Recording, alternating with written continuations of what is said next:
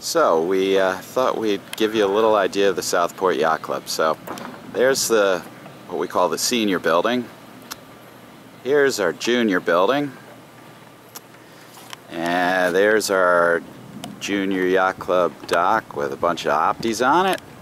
And then this is Cozy Harbor. The name says it all. It's a pretty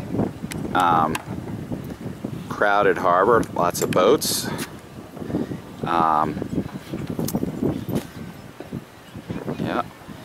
The entrance to the harbor is this way right here by that green spindle. We'll give you more information on that in a minute or two. And then right next to the yacht club is Oliver's Restaurant, a nice restaurant, good place to have lunch or dinner and to get ice cream. So we'll give you a few more perspectives. So this is the back of our senior yacht club, and we got a nice big lawn here, good size. That's where a lot of the Optis are going to get stored, on that grass lawn there, and then some down there, and then some up this way, and maybe even some on this lawn here too. So that's the back of the yacht club. Alright, you Opti sailors, so here's Cozy Harbor again. Our yacht club is right there. Okay, and then this is the entrance or the exit to our harbor. Now, an important thing is this green spindle right here. So this day marker, this green spindle, is on top of a ledge, and the ledge is not exposed when it is high tide or even half tide. There's water covering it. So you got to be careful. You got to leave this ledge on your starboard side, your right hand side, when you're leaving the harbor. Alright, now there's a second ledge out there, and there's a red spindle. There it is. Whoop. Okay, it's sort of red and white, but that spindle you have to leave on your port side or your left side as you're leaving the harbor. And that is same kind of ledge. It's exposed at low tide, but at high tide it's submerged, it's underwater.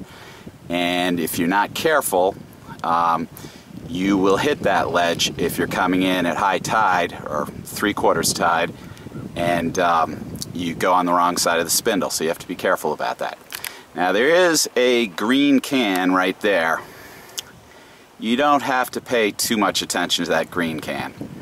You can go kind of either side of it. It's really telling you don't go too close to that point right there, which is true. You shouldn't go too close to the point, but you can go 15 yards or so either side of that green can. Most important thing is worrying about that red spindle and this green spindle here. And the way to remember it is red right returning. Leave red government marks on your right side when you are returning to a harbor. So you would leave green spindles, green marks on your left side as you return to a harbor. And it's the opposite when you are departing from a harbor. Alright, we'll try to get some more video for you. Alright. We're a few days after the last part of the video, and it's a much nicer day today. But we're looking at the entrance of the harbor, and you can see now those ledges that I was talking about the other day, they are underwater, just barely. So there's the red spindle, and then the green spindle is right there. Okay, and the ledges are underwater, so you got to be careful. They're just barely underwater. If you're not careful, you'll end up slamming into those ledges and breaking your dagger boards. So the way to remember it is, Bryce, turn to the harbor. Okay? Alright, so let's do 360 degrees here. So that's the entrance to Cozy Harbor. Now we're turning to the south. Okay, that's the shore of Pratt's Island. And then this is Sheepscot Bay. Keep going that way, straight ahead that way. I don't know, you might hit Portugal or something. Way in the distance, whoa, hard to see. Where is it? Seguin Island is out there. I think that might be Seguin Island. We're rocking around a little bit. So this Sheepscot Bay is pretty much the ocean, and it can get pretty rough out here. This is a calm day right now, but it's deep out here. It's about 200 feet deep in places, and so we get whales and I don't know. What are some things that I'm gonna zoom in on Bryce? What are some cool things that we see out here in the Sheepscot Bay? Sometimes we see porpoises, yeah, or seals, yeah, or sometimes once or twice a sunfish. Yeah, and then what did you see the other day jumping out of the water, you thought? We think we saw a tuna. Yeah, that's pretty amazing. But we definitely see whales like once a summer out here, so thank you, Bryce. So it's nice water out here. Okay, so that over there, looking at Georgetown Island, which is the west side of the Sheepscot, and then trying to zoom in on, that's 5 islands, nice harbor on Georgetown. All right, and then now I'm looking north, and there is the Hendricks Head Lighthouse, which is on the Sheepscot River right here, not too far away from us. And then sort of looking to the northeast, that's what we call Cedarbush Island, and the Green Fleet is going to be sailing kind of to the right of Cedarbush Island in that little protected area. We'll go in there a little closer and take a look at that. All right, we're going to move around a little bit and get some other views for you. All right, back to you in a few seconds. Start it up. Okay, so we're back out in the middle of the Sheepscot River, okay, and focusing in on a lobster buoy just to show you the current. If you look at that lobster buoy, it kind of looks like it's moving through the water a little bit. And that's because we've got quite a bit of current out here in the Sheepscot River. Tide's going out right now, and so it looks like the water's going this way, and it is. And that's something you got to take into consideration here at Southport, especially at starts and at mark roundings.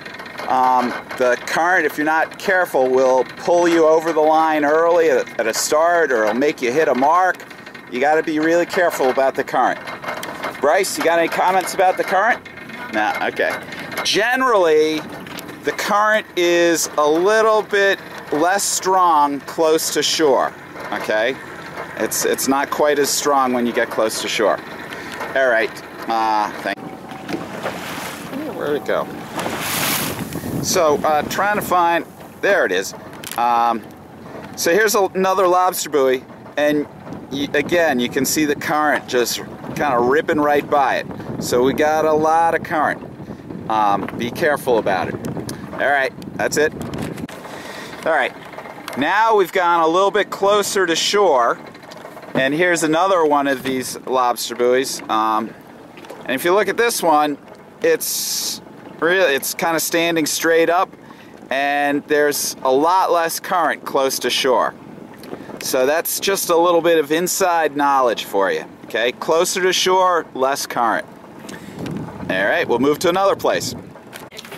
All right, so now I've moved to the place where we hope to have the Green Fleet sailing.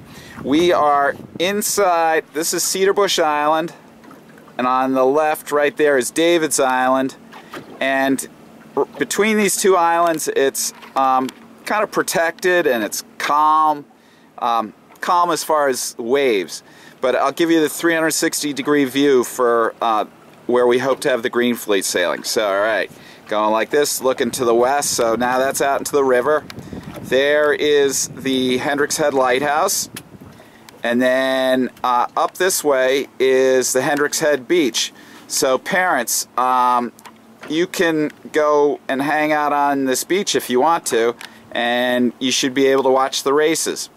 Okay, and whoops, okay, so then continuing to go 360 degrees, that's actually Southport Island right there, and then that's where David's Island begins, right about there. Alright, so now I'm going to talk to Bryce, my assistant. So Bryce, what are your thoughts on sailing in here? Is there a lot of current in here? No, there's not a lot of current. Sometimes, usually the current is not a factor if you're racing. So try to think more about wind than current. I like it. Good analysis. And does it get rough in here? No, it's usually pretty protected here. Excellent. All right. Thank you, Bryce.